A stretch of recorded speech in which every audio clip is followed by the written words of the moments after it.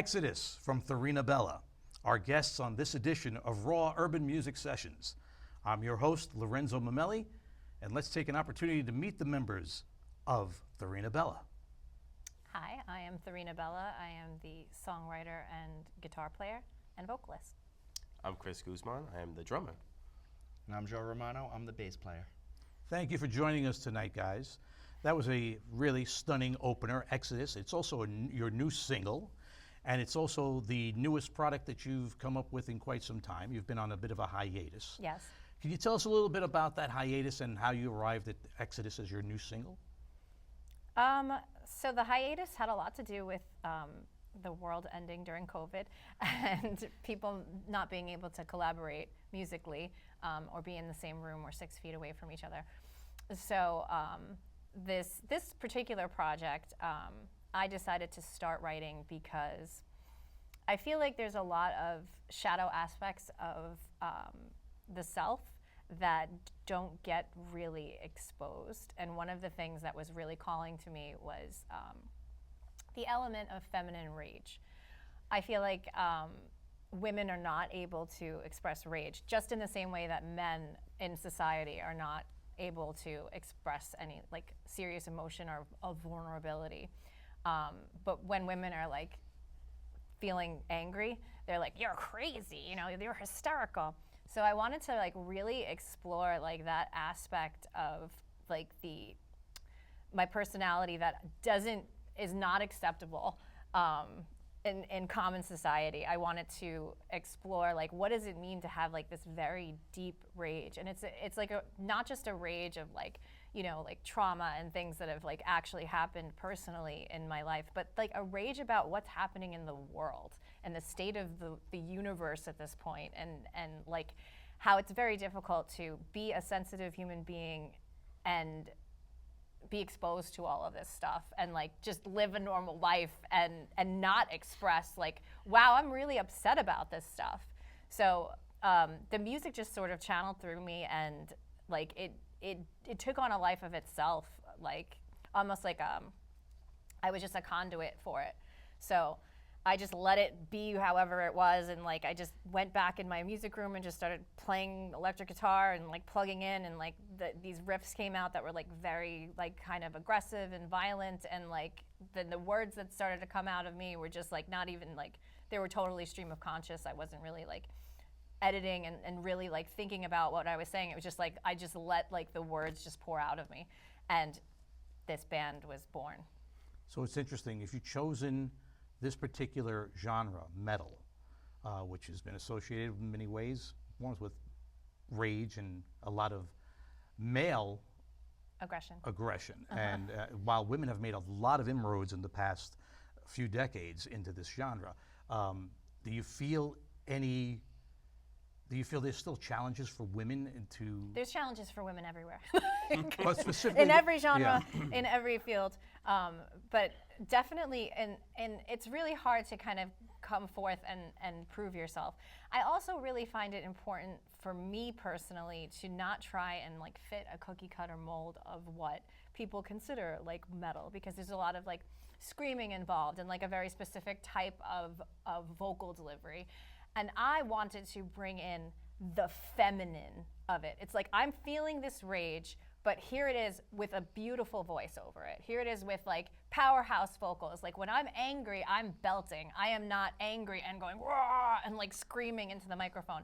I wanted to do something that the guitars represent like this like crazy bombastic aggression, at the same time as the vocals are dynamic and beautiful and soaring and doing the things like a female voice is capable of doing. I think you really accomplished that with Exodus. Thank you. And I think we're going to hear it again with White Knuckle. Once again, Therina Bella.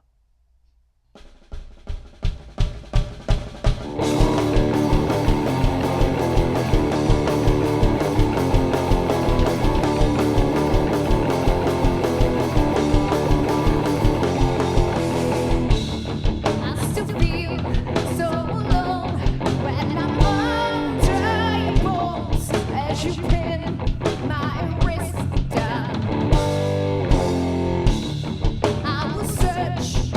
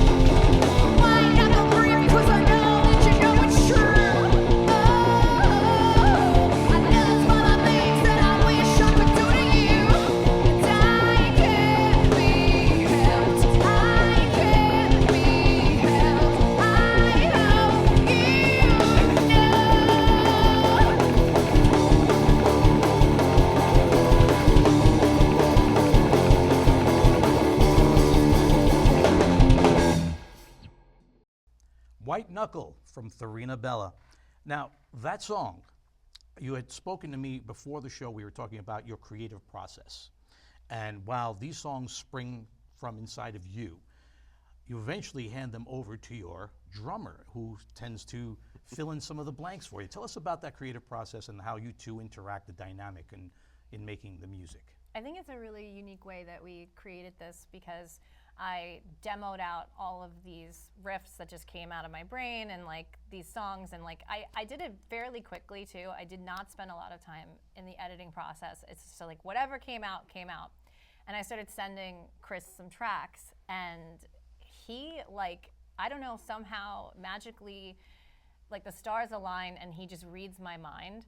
I don't even really have to tell him what I want. He just like intuitively hears the song and responds in a way that is absolutely perfect. Like, I don't even know if I could have like dictated it to him if I was able to. Like, he literally just read my mind. It's like I told him, like, I want things to sound like we're like it's a battle cry. Like we are marching to battle. Like we are like enraged, and then we're also like deeply hurt, and like he and like there's like so much dynamicism to his playing, and he really like represents like with his playing. I feel like there's such a great interplay between not just my guitar playing but also my voice, and he's a drummer that responds to vocals, and there's a lot of drummers that don't and just like kind of like just listen to the riffs and listen to the music. And because he's so dynamic and my voice is so dynamic, I feel like it's like this like amazing match. Thank you. That's great. But It's interesting because I've never heard that said before, that drummers respond to vocals. So you never usually hear that. So how does that work? How do you respond to vocals? This is kind of like a new idea for the both of us, how we came together and made these songs. Usually I'm used to sitting in the room, collaborating, working out, and my big thing is usually like structure, arrangement of the parts, where they go. But now I'm being given these songs that have, structure has been completed, songwriting has been completed. So now, not even to make it sound bad, but I was put in like a little box of, all right, these are your borders, this is where you go. And my job for this entire thing was, how far can I stretch out those borders to make these songs really go where they need to go? And what Kathy, what Therina Bella was getting at with the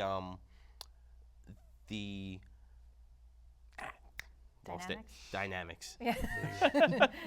Found it. What Therina was getting at with the dynamics and everything, especially regarding the vocals, was anytime that I'm playing or writing to a song, I don't really listen to lyrics. I hear rhythms in my head. And the voice to me is another instrument to deliver a rhythm. So if there's something that's standing out to me in the song that the vocals are doing, that's going to be an accent that I'm hitting, and it kind of makes the song go a little way. And once you have that, maybe a song has, a repeating verse, a repeating chorus, my job now is, all right, that's established. How could we differentiate these so that when the listener comes back, they've heard the intro, they heard the verse, now we've gotten the chorus established, we're back at verse 2. Instead of rehashing the same thing, why don't we change up maybe the beat a little bit, change up the feel, maybe make it open, more heavy, and you could really do all these dynamics. But this entire process, I put a lab coat on this whole time. I sat in my room, my recording room, and I just had the little chemicals mixing together, trying to find the right Mad things. scientist. And it wasn't an immediate like, oh, I sat down and I instantly knew what to do. It was hours of me sitting down, tracking things, taking a break, listening, adjusting, and then I would send them over, and then we would collaborate, make little adjustments. Maybe this part could be here, a little bit more intense here, pull it back there. And it's a very interesting way to collaborate. I think we did really good together. So you have this chemistry. Oh, definitely. Clearly Yes. Yeah, like chemistry. it's like I feel like musical soulmates, definitely. That's wonderful. So we're about to hear another example of this chemistry in action.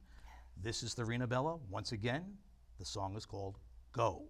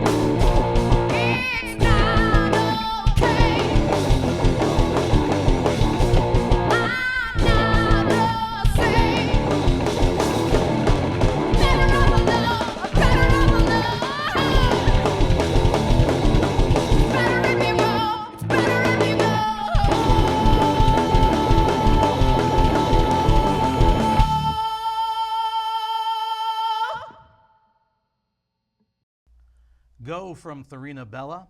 It's one of the tracks that's going to be on their new upcoming album that they're working on with a working title called The Devastating Dark. As a matter of fact, all of the songs that they're performing tonight are scheduled to be on this upcoming album. So tell us, when can we expect to see or hear this upcoming album more accurately? Well, our next single will be released on October 10th, which is Kills. That one is coming out October 10th, 2025. And the entire record, we're gonna release a few more singles, and then the entire record will hopefully be out by spring of 2026. And we are super duper stoked and excited about it. Now, Joe, you see the chemistry that these two have. Yeah. Okay. Yeah. So it's always the bass player seems to get overlooked with these things. Yeah. So your dynamic, how you interrelate with the other members of the band. You Yeah. want to talk to us a little bit about that? Yeah, the way I approach bass is very much how I feel it's supposed to be, which is very backbone, just provide a sturdy foundation. I came into these songs they were already written, structured out. So my focus was just playing parts that didn't step on her toes, especially, that interacted nicely with the drums to form a really good rhythmic foundation. So that came from listening to already existing bass stems, or just listening to what she was playing by ear, sometimes looking at her, looking at what her hands were doing to make sure I'm matching. I just wanted to make sure that I was fitting in and not overpowering what was already done or clashing. I think it works very well. Now, I heard you before when you guys were setting up, and I always love to hear this, Yeah. especially since I'm an old school headbanger. When I Yeah. and I was going to say, I was hair metal was back in the day when I actually had hair, but I noticed you were playing a riff from Tool. Yes. So I always love to hear the influences of young artists, since I'm probably old enough to be. Well, let's not go into that. So, besides Tool, who are your main influences on bass? My main influences on bass, I'm a huge Cliff Burton fan, in case you couldn't tell by the very distorted bass tone.